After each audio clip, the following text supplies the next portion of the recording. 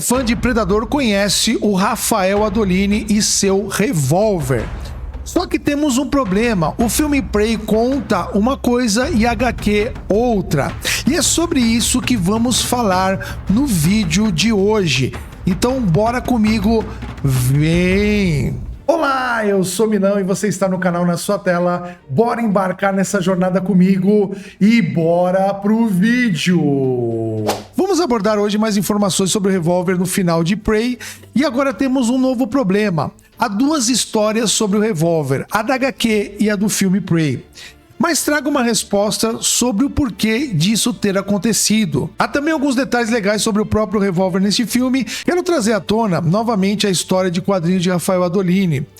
Por que a escrita dele é um pouco diferente? Se olharmos para o nome do revólver na HQ, ele aparece como Rafael Adolini e há uma letra F em vez do PH. E uma letra N a mais no sobrenome. Como o filme Predador 2 ele foi gravado antes do gibi, talvez tenha sido um erro do gibi. É só um detalhe aqui pequeno para ilustrar aqui o nosso vídeo de hoje. Acho que para a maioria de nós aceitamos HQ como uma ligação entre Predador 2 e outros filmes.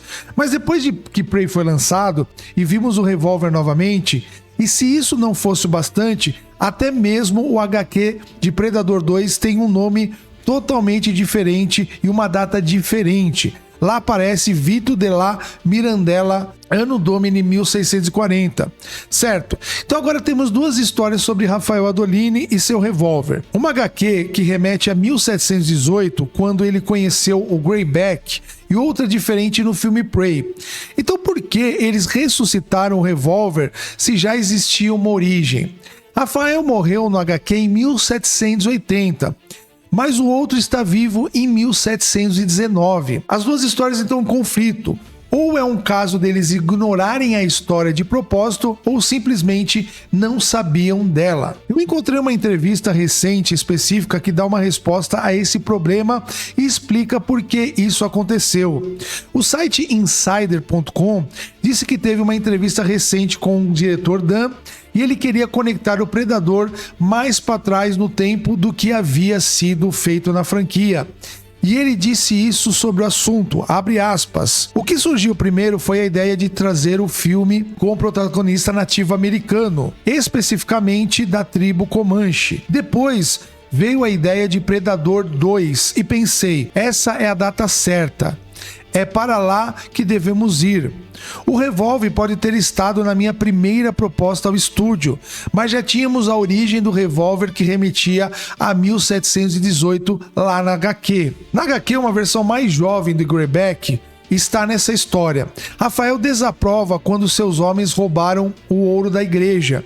Então eles se voltam contra ele e Rafael luta contra os seus próprios homens até que o Predador aparece para ajudá-lo. Rafael é baleado pelas costas e o pirata é eliminado pelo Predador. Rafael oferece o seu revólver ao Greyback dizendo leve-o.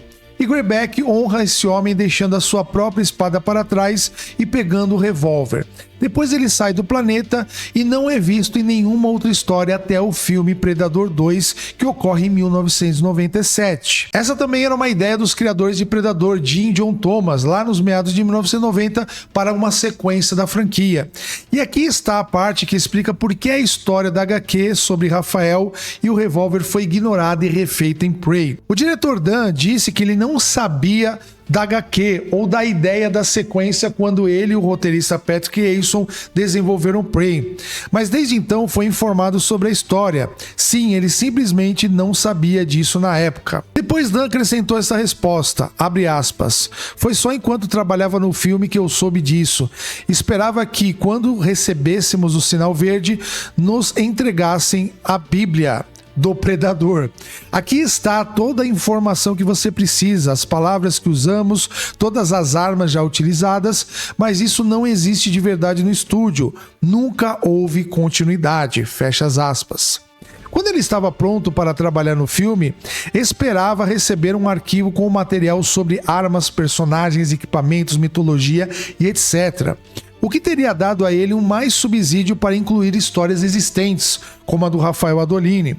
mas ele não recebeu esse tipo de apoio. Por isso, agora temos duas histórias sobre Rafael, porque ninguém contou a ele sobre HQ, ou ele nunca também procurou saber. Ele não conseguiu localizar o revólver original de Predador 2, presumindo que ele estivesse enterrado em algum lugar nos arquivos da antiga Fox. Então precisou encontrar outra maneira de incluí-lo no filme.